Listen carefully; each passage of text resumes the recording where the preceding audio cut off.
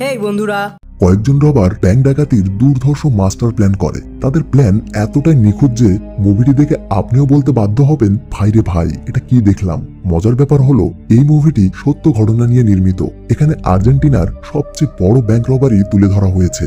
তো দেরি কিসের, চলুন শুরু করি ব্যাংক ডাকাতির দুর্ধর্ষ মাস্টার প্ল্যান নিয়ে movie the heist of the সেঞ্চুরির গল্প। আমি জানি আপনাদের সাবস্ক্রাইব করতে তেমন মনে থাকে না, প্লিজ সবাই সাবস্ক্রাইব করে দেবেন। আপনাদের একটা সাবস্ক্রাইব আসলে আমার কাজের বেগ দ্বিগুণ করে দেয়।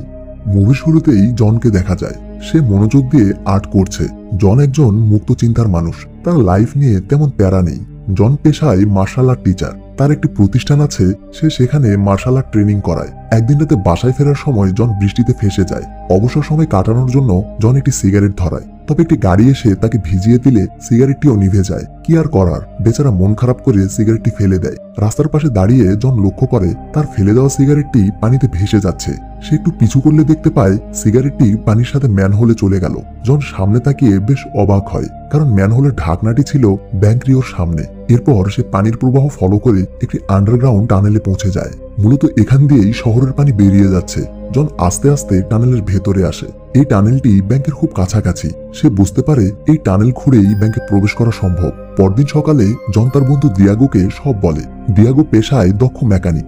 সব শুনে দিয়াগো বলে, টানেল খুঁড়তে গেলে আমাদের বেশ কিছু সরঞ্জামের দরকার। এই মুহূর্তে আমার কাছে এত সরঞ্জাম নেই। তোমার উচিত একজন ইনভেস্টর খুঁজে বের করা, যে আমাদের টাকা দিবে আর আমরা ইনস্ট্রুমেন্ট কিনতে পারবো। দিয়াগোর কথা জনের বেশ ভালো লাগে। জন দেরি না করে তার পুরনো বন্ধু ডেভিডের সাথে দেখা করতে একটি চার্জে আসে। ডেভিড জনের প্ল্যান শুনে বলে, এই মুহূর্তে আমার কাছে এত বেশি টাকা নেই, তবে আমি তোমাকে একজনের ঠিকানা দিচ্ছি, ওর সাথে দেখা করো। আশা করি ও তোমাকে নিরাশ করবে না। পরের সিনে মারিওকে দেখা যায়, সে একটি এজেন্সিতে এসেছে। মারিও কাজের জন্য $2000 দেয়। এজেন্সির মেয়েটি বলে, স্যার আপনাকে $200 আনতে বলেছিলাম। এটা শুনে মারিও বলে, তাহলে আমি ভুল শুনেছি। এতগুলো ডলার নিয়ে বাসায় যাওয়া অনেক বিপজ্জনক। আপনি কি ডলারগুলো রাখতে পারবেন? আমি পরে এসে নিয়ে যাব। মেয়েটি খুশি মনে ডলারগুলো রেখে দেয়। এরপর মারিও তার মেয়ের সাথে দেখা করতে আসে। মারিওর মেয়ে একটি সেলুনে কাজ করে। মারিও মাঝে মাঝে ছোটখাটো চুরি করে, এজন্য তার মেয়ে সব সময় তাকে এসব থেকে দূরে থাকার উপদেশ দেয়। তবে মারিও এসব কানে নেয় না। মূলত মারিও এখানে তার মেয়েকে কিছু টাকা দিতে এসেছিল। রাতে মারিও এজেন্সিতে আসে। সে চুপি চুপি অফিসের ভেতরে যায়। এরপর সে একটি ডিভাইসের মাধ্যমে লকারের লোকেশন বের করে। মূলত তার টাকার প্যাকেটে একটি জিপিএস ট্র্যাকার লাগানো আছে। সে এজেন্সির লকারে চুরি করার জন্যই টাকাগুলো রেখে গিয়েছিল। মারিও ড্রিল করে লকারের সিকিউরিটি ক্র্যাক করে। সে লকার খুলে সবগুলো টাকা তার ব্যাগে তোলে। মারিও অফিস থেকে বেরোতেই যাবে, ঠিক সেই সময় অফিসের ক্লিনার আসে। এখন তো বেরোনো মুশকিল। মারিও এখানে একটি মাস্টার প্ল্যান খাটায়। সে অফিস থেকে কিছু ডকুমেন্ট নিয়ে ক্লিনারের সামনে যায়। ক্লিনার জানতে চায় সে এখানে কি করছে। মারিও বলে, আমি নতুন জয়েন করেছি তো, এইমাত্র আমার কাজ শেষ হলো। ক্লিনার তাকে সরল মনে বিশ্বাস করে। এর ফলে মারিও আরামসে পালিয়ে যায়। ডেভিডের কথা মতো জন একটি হোটেলে মারিওর সাথে দেখা করতে আসে। এখানে জন মারিওকে বলে, তুমি এতবার জেলে গিয়েছো কেন জানো? তুমি ছোট ছোট চুরি করো তাই। তোমার জন্য একটা অফার আছে, একটা বড় চুরি আর লাইফ সেট। রাজি থাকলে তোমাকে কিছু দেখাতে চাই। মারিও রাজি হলে জন তাকে নিয়ে বেরিয়ে পড়ে। রাস্তায় জন মারিওকে বলে, সেন্ট্রাল ব্যাংকের নিয়ম অনুসারে কারো ব্যাংকে $10,000 বেশি পরিমাণ সম্পদ থাকলে তা ব্যাংকের সেফ ডিপোজিট বক্সে রাখা হয়। এই ডিপোজিট বক্সগুলো ব্যাংকের ভল্টে থাকে। এটা শুনে মারিও বলে, তাহলে সেখানে অনেক সম্পদ থাকবে তাই তো? আমি বুঝতে পারছি তুমি কি করতে চাচ্ছ। জন ব্যাংকের সামনে এসে গাড়ি থেকে নামে। এরপর সে ম্যানহোলের ঢাকনায় একটি মেজারমেন্ট টেপ ছেড়ে দেয়। একটু পর জন মারিওকে নিয়ে ম্যানহোলের আন্ডারগ্রাউন্ড টানেলে আসে। তারা একটু সামনে গেলেই মেজারমেন্ট টেপটি দেখতে পায়। জন বলে, আমরা ব্যাংকের নিচে অবস্থান করছি, আর এই দূরত্বটা মাত্র 18 মিটার। কোটিপতি হতে গেলে আমাদের এই 18 মিটার পাড়ি দিতে হবে। মারিও চারিদিকে দেখে বলে, এদিক দিয়ে বৃষ্টির পানি বেরিয়ে যায়। বৃষ্টি শুরু হলে এখানে আসা যাওয়া অনেক মুশকিল হবে। এটা শুনে জন বলে, আমরা আবহাওয়া দেখেই কাজ করব। যখন বৃষ্টির সম্ভাবনা থাকবে না, মূলত তখনই আমরা মিশনে যাব। পরদিন ডেভিড ও মারিও জনের সাথে দেখা করতে আসে। মারিও জনকে বলে, মানলাম আমরা গর্ত করে ভেতরে ঢুকবো, কিন্তু ব্যাংকের সব জায়গায় মোশন সেন্সর থাকে, এগুলো কিভাবে হ্যান্ডেল করবে? জন বলে, গত সপ্তাহে আমার রুমে একটি সেম সেন্সর ইনস্টল করেছি। এই সেন্সর মানুষের শরীরের তাপমাত্রা ডিটেক্ট করে। এটা কোনো মুভমেন্ট ধরতে পারে না। আমি জানি এটা কিভাবে কাজ করে। তোমরা দাঁড়াও, আমি একটি জিনিস দেখাবো। একটু পর জন আজব একটি স্যুট পরে আসে। জন বলে, আমি এই স্যুটটি স্লিপিং ব্যাগ দিয়ে তৈরি করেছি। দেখো, মোশন সেন্সর এটি ডিটেক্ট করতে পারছে না। আমরা সেন্সরকে ফাঁকি দিতে এই স্যুট ব্যবহার করব। এটা দেখে মারিও বলে, ধরে নিলাম এটা ওকে। এখন বলো ভল্ট কিভাবে খুলবে। জন বলে এটা আমার উপরে ছেড়ে দাও আর আমাকে সময় দাও, আমি ভল্ট খোলার ব্যবস্থা করছি। পরদিন জন দিয়াগোকে নিয়ে ব্যাংকে আসে। তারা দুজন ব্যাংকের ইনফরমেশন কালেক্ট করতে এসেছে। এখানে জন একটি ক্যামেরার মাধ্যমে পুরো ব্যাংকের ছবি তুলছিল। তবে ব্যাংকের সিকিউরিটি অফিসার বিষয়টি খেয়াল করে। জন ব্যাংক থেকে বেরোতে গেলে অফিসার তাকে চেক করতে একটি রুমে আনে। জনের পুরো ক্যামেরা চেক করে তারা একটি ছবিও পায় না। জন মূলত ক্যামেরার মেমোরি কার্ড আগেই বের করে রেখেছিল। শেষমেশ জন উল্টো ফাপড় দিয়ে ব্যাংক থেকে বেরিয়ে আসে। রাতে জন তার টিমকে পুরো ব্যাংকের ইনফরমেশন দেখায়। ব্যাংকের কোথায় কি আছে, তারা কোন দিক দিয়ে প্রবেশ করবে, এসব আর কি। এখন কথা হচ্ছে তাদের কতটুকু ঘুরতে হবে। এটা জানার জন্য ডেভিডকে একটি সাইকেল দিয়ে ব্যাংকে পাঠানো হয়। ডেভিড সাইকেলের চাকার মাধ্যমে ম্যানহোলের ঢাকনা থেকে ব্যাংকের দূরত্ব মাপে। পরদিন জন মারিওকে দেখায় তাদের কোন অ্যাঙ্গেলে ঘুরতে হবে। জন জিওমেট্রির মাধ্যমে অ্যাঙ্গেল বের করে। মূলত তারা সমকোণী ত্রিভুজের সাহায্য নেয়। এই ত্রিভুজের যে অতিভুজটি আছে মূলত সে পরিমাণ তাদের ঘুরতে হবে। জন জিওমেট্রিতে অনেক পারদর্শী। একটু পর দিয়াগো ইনস্ট্রুমেন্ট নিয়ে আসে। দিয়াগোকে ইনস্ট্রুমেন্ট আনার জন্যই পাঠানো হয়েছিল। রাতে পুরো টিম টানেলে আসে। প্রথমে টানেলের এক পাশ থেকে স্টিল সরানো হয়। এরপর দিয়াগো খুঁড়তে শুরু করে। সবাই দিয়াগোকে এই কাজে সাহায্য করছিল। টানেল খোঁড়ার বন্দোবস্ত হয়ে গেল। পুরো টিম একটি বিষয় নিয়ে বেশ চিন্তিত। সেটা হলো তারা ভল্টের সিকিউরিটি বক্সগুলো কিভাবে খুলবে। জন বলে রড দিয়ে ভাঙতে গেলে আমাদের অনেক সময় লাগবে। ভল্টে প্রায় 400-র বেশি বক্স রয়েছে। আমাদের আগে সিকিউরিটি বক্স সম্বন্ধে ভালোভাবে জানতে হবে। এজন্য ভল্টের একটি বক্স ভাড়া নেওয়া দরকার। এটা শুনে মারিও বলে ব্যাংকে বক্স ভাড়া নিতে গেলে ওরা আমাদের ইনফরমেশন পেয়ে যাবে। জন বলে তুমি অন্য ব্রাঞ্চে গিয়ে বক্স ভাড়া নাও, সব ব্রাঞ্চের লকারই একই রকম। জনের কথা মতো মারিও ব্যাংক রিওর অন্য একটি ব্রাঞ্চে আসে। এখানে সে একটি সিকিউরিটি বক্স ভাড়া করে। এর ফলে মারিও বক্সের সিকিউরিটি সম্বন্ধে পুরোপুরি ধারণা পেয়ে যায়। প্রতি রাতেই তারা একটু একটু করে খুঁড়েই চলেছে। তাদের প্রায় 18 মিটারের বেশি খুঁড়তে হবে। চুরির জিনিসপত্র ট্রান্সফারের জন্য তাদের একটি গাড়ির প্রয়োজন। কয়েকদিন পর তারা একটি গাড়ি কিনে নেয়। এই গাড়িটির কোনো লাইসেন্স নেই আর দেখতেও বেশ পুরনো, তাই কেউ সন্দেহ করবে না। গাড়িটি কিনতে তাদের কেন সাহায্য করে। এখানে কেনের সাথে তার বউ এসেছে। সেও এই প্ল্যানের ব্যাপারে জানে। কেন মূলত টুকটাক ট্রান্সপোর্টের বিজনেস করে। এই টিমের ড্রাইভার হিসেবে নেওয়া হয় ম্যাথিউকে। সে একজন দক্ষ ড্রাইভার। এরপর তারা গাড়িটি ওয়ার্কশপে এনে তাদের প্রয়োজন মতো কাস্টমাইজেশন শুরু করে। এই গাড়িটিরও বিশেষ রোল আছে যা আমরা সামনে জানতে পারবো। কেন তার বউকে চুরির ব্যাপারে জানিয়েছে। এটা জানতে পেরে মারিও অনেক রেগে যায়। কেন বলে তোমরা চিন্তা করো না, ও কাউকে কিছুই বলবে না। রাতে পুরো টিম আবারও টানেল খুঁড়তে আসে। তবে হঠাৎ তাদের ড্রিল মেশিনটি নষ্ট হয়ে যায়। জন বলে টানেল খোঁড়া প্রায় শেষের দিকে, কালকে নতুন একটি ড্রিল মেশিন কিনতে হবে। এটা শুনে মারিও বলে অনেক হয়েছে, আমি আর একটি টাকাও দিতে পারবো না। তুমি এখন পর্যন্ত জানো না কিভাবে ভল্ট ক্র্যাক করবে। আমার মনে হয় আমার সব টাকা পানিতে গেল। এরপর মারিও মিশন রেখেই রাগ করে চলে যায়। বাসায় ফিরে জন তার গার্লফ্রেন্ডের সাথে সময় কাটাচ্ছিল। তাদের গল্পের মাঝেই জনের মাথায় একটি আইডিয়া খেলে। জন দেরি না করে দ্রুত মারিওর বাসায় আসে। তবে মারিও জনের উপরে বেশ রেগে আছে। সে জনের সাথে কথাই বলতে চায় না। জন মারিওকে বলে আমি একটি আইডিয়া পেয়েছি। ব্যাংকের সামনের দিকে একটি সিকিউরিটি সিস্টেম রয়েছে, সবাই ভালোভাবে বুঝবেন। একইভাবে ব্যাংকের পেছনেও চুরি ঠেকাতে একটি সিকিউরিটি সিস্টেম আছে। কিন্তু দুদিকেই যদি চুরি হয় তাহলে সবাই সামনেরটাই ফোকাস করবে। ব্যাংক যখন খোলা থাকবে তখন আমরা ব্যাংকে প্রবেশ করব।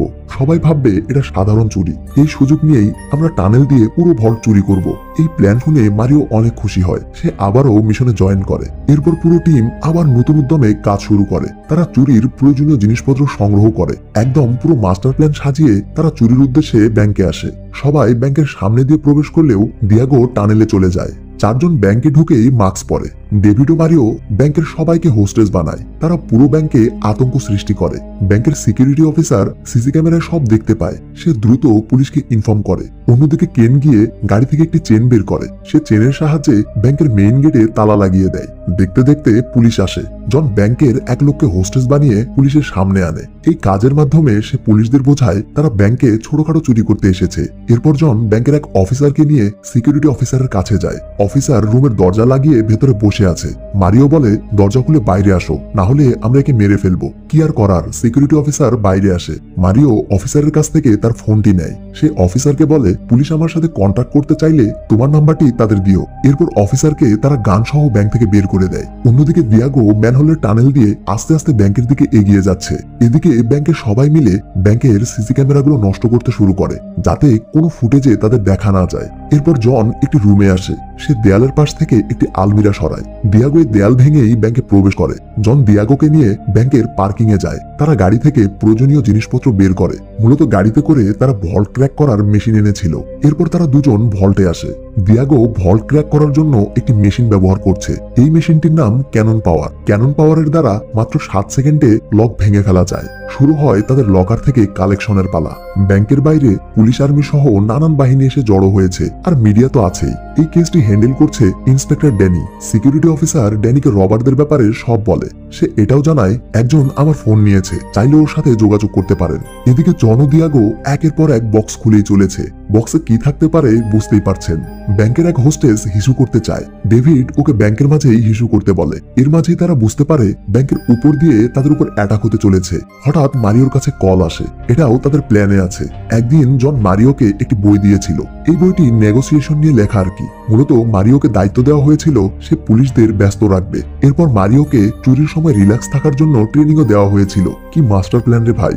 মারিও ফোন ধরে বলে, তোমরা যাদের ছাদে পাঠিয়েছো তাদের দ্রুত নিচে নিয়ে যাও, না হলে আমি ব্যাংকের সবাইকে মেরে ফেলবো। এটা শুনে ড্যানি সবাইকে নিচে যেতে বলে। মারিও বলে, তুমি বাইরে সব ঠিকঠাক রাখো, তাহলে ভেতরে কারো ক্ষতি হবে না। সে আরো বলে, ডিস্ট্রিক্ট অ্যাটর্নিকে ডাকো, আমি ওর সাথে কথা বলবো। মারিও এমন ভাব দেখায় যেন তারা ধরা পড়ে গিয়েছে আর এখনই আত্মসমর্পণ করবে। ড্যানি মারিওর কথা শুনে ডিস্ট্রিক্ট অ্যাটর্নিকে দ্রুত আসতে বলে। এদিকে জন ও দিয়াগো সিকিউরিটি বক্স খুলতে ব্যস্ত। জন বক্সগুলো থেকে মূল্যবান জিনিসপত্র কালেক্ট করছে। ব্যাংকের ভেতরে হঠাৎ মোবাইল বেজে ওঠে। একজন বয়স্ক মহিলা বলে মোবাইলটি তার, আজকে তার বার্থডে, তাই নাতিরা কল করছে। এটা শুনে মারিও হোস্টেসদের কাছ থেকে একটি চকলেট কালেক্ট করে। এরপর তারা সবাই মিলে মহিলাটির বার্থডে সেলিব্রেট করে। এত রিল্যাক্সে ব্যাংক ডাকাতি আগে কখনো দেখেছেন? কমেন্টে জানাবেন কিন্তু। এরপর মারিও মহিলাটিকে ব্যাংক থেকে বের করে দেয়। এটা দেখে ড্যানি অনেক খুশি হয়। একটু পর ড্যানি মারিওকে ডিস্ট্রিক্ট কালেক্টরের সাথে কথা বলায়। মারিও এখানে কালেক্টরকে অনেক বকাবকি করে, কারণ এই কালেক্টরের জন্যই সে আগে জেলে গিয়েছিল। মূলত পুলিশকে ব্যস্ত রাখার জন্যই মারিও এসব করছে। এদিকে ওভারহিটিং এর কারণে ক্যানন পাওয়ার বন্ধ হয়ে যায়। দিয়াগো জনকে বলে, আমাদের এখনই চলে যাওয়া উচিত। এটা শুনে জন জিনিসপত্র ব্যাগে ভরতে শুরু করে। এরপর জন সবাইকে বলে, তোমাদের অস্ত্রগুলো নিয়ে ভল্টে আসো। সবাই জনের কথা মতো ভল্টে আসে। দিয়াগোর সাহায্যে কেন ও ডেভিড টাকার ব্যাগগুলো টানেলের পাশে আনে। সবগুলো ব্যাগ আনা হলে দিয়াগো, কেন আর ডেভিড টানেল দিয়ে ম্যানহোলে যায়। এরপর জন ব্যাগগুলো নিচে পাঠাতে শুরু করে। অন্যদিকে মারিও ড্যানির সাথে কথা বলেই চলেছে। সে ড্যানিকে পুরো ব্যস্ত রেখেছে। শেষমেশ ড্যানির সন্দেহ হয়। সে ব্যাংকের ম্যানেজারের কাছে জানতে চায় ব্যাংকের মেইন গেট ছাড়া অন্য কোনো দিক দিয়ে ব্যাংকে প্রবেশ করা কি সম্ভব। ম্যানেজার বলে, মেইন গেট ছাড়া ব্যাংকে প্রবেশ করা অসম্ভব, আমার জানা মতে আর কোনো রাস্তা নেই। একটু পর ড্যানি আবারও মারিওকে কল করে, তবে মারিও এবার ফোন ধরে না। সে ব্যাংকে এগিয়ে গেলে ম্যানহোলের ঢাকনা দেখতে পায়। একটু সামনে গেলে আরো একটি ঢাকনা দেখতে পায়। অন্যদিকে চোরের দল টানেল দিয়ে টাকা বের করে বোর্ডে রাখছে। এখান থেকে বেরোনোর জন্য তারা দুটি বোর্ড এনেছে। জন ভল্টের সামনে লাল কাপড় বিছিয়ে তাদের আনা গানগুলো সাজিয়ে রাখছে। মূলত এখানেও তাদের প্ল্যান আছে। তারা যে গানগুলো ব্যবহার করছে এগুলো নকল। মিশনে ব্যবহার করার জন্য তারা অনেকগুলো নকল গান কিনেছিল। এটার কারণ হলো তারা যদি ধরা পড়ে নকল গান হওয়ার কারণে তাদের সাজা কমে যাবে। এই বুদ্ধিটি ছিল মাস্টারমাইন্ড চোর জনের। এদিকে ড্যানি একজন আর্মি অফিসারকে বলছে, আমার মতে ওরা ম্যানহোল দিয়ে চলে যাবে। ওদের ধরতে চাইলে ম্যানহোলের দিকে ফোর্স পাঠাতে হবে। তবে আর্মি অফিসার ড্যানির এসব কথা কানে নেয় না। দেখতে দেখতেই ব্যাংকের ভেতর থেকে ফোন আসা শুরু হয়, মানে চোরের দল চলে গিয়েছে। তবে পুলিশের টের পেতে একটু দেরি হয়েছে। সাথে সাথে ম্যানহোলের দিকে ফোর্স পাঠানো হয়। তারা গিয়ে রবারদের খুঁজতে শুরু করে। এদিকে ব্যাংকের ভিতরেও আর্মি টিম চলে এসেছে, তবে তারা রবারদের দেখতে পায় না। ড্যানিও ভল্টে এসে খোঁজাখুঁজি করছে। সে ভল্টের মেঝেতে ময়লা দেখতে পায়। এরপর আলমিরা সরালে টানেলটি তার চোখে পড়ে, আর টানেলের মুখে লাগানো আছে একটি গ্রেনেড। অন্যদিকে চোরের দল বোর্ড নিয়ে ম্যানহোল দিয়ে পালিয়ে যাচ্ছে। তারা একটি বোর্ডে সবাই উঠেছে, আরেকটিতে রেখেছে ব্যাংকের সব টাকা পয়সা। একজন অফিসার ড্যানিকে ফোন করে জানায়, আমরা যে হাতিয়ারগুলো পেয়েছি এগুলো সবই নকল। এটা শুনে ড্যানি টানেল থেকে গ্রেনেডটি সরায়। এরপর সে আস্তে আস্তে ম্যানহোলের দিকে যেতে শুরু করে। অন্যদিকে চোরের দল একটু সামনে গেলেই দেখা যায় ম্যানহোলের ভেতরে একটি মই লাগানো আছে। জন মই দিয়ে উপরে উঠতে শুরু করে। এখানে তাদের প্ল্যানটা হলো তারা রাস্তার উপরে গাড়িটি রেখেছে। গাড়ির নিচে রয়েছে ম্যানহোলের ঢাকনা, মানে সবাই ডিরেক্ট ম্যানহোলের ঢাকনা খুলে গাড়িতে প্রবেশ করবে। বাইরে ম্যাথিউ গাড়ির টায়ার ঠিক করার নাটক করছে। একটু পর ম্যাথিউ এসে ম্যানহোলের ঢাকনা খুলে দেয়। এর সাথে সাথে জন গাড়িতে ওঠে। এরপর তারা একে একে সবগুলো ব্যাগ উপরে তুলতে শুরু করে। অন্যদিকে আর্মির টিম আর ড্যানি ম্যানহোলে পৌঁছে গিয়েছে। ড্যানি ম্যানহোলে একটি বাঁধ দেখতে পায়। মূলত পানি আটকানোর জন্যই তারা এটা ব্যবহার করেছে। এই বাঁধের কারণেই তারা খুব সহজে বোট নিয়ে চলে গিয়েছে।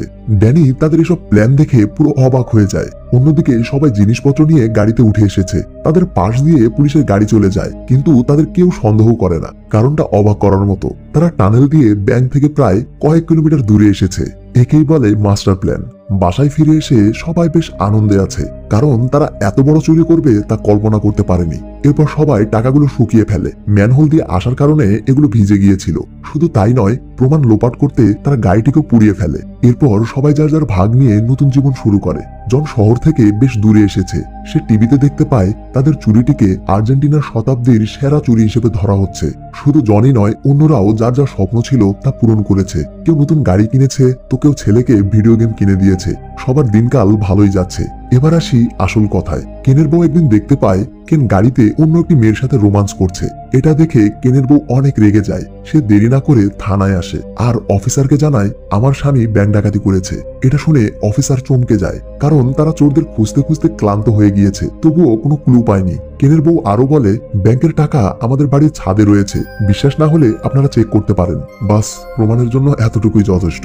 অফিসাররা কেনকে গ্রেপ্তার করে বাসায় আনে। এরপর তারা ছাদে হাত দিলে বৃষ্টির মতো টাকা পড়তে শুরু করে। পুলিশ একে একে তাদের টিমের সবাইকে খুঁজে বের করে, যাকে যেখানে পায় সেখান থেকে গ্রেপ্তার করে। মূলত পুলিশের চাপে পড়ে কেন সবার কথা বলে দিয়েছে, তবে জনের লোকেশন কেউ বলতে পারে না। জন সবার থেকে একটু দূরে আছে।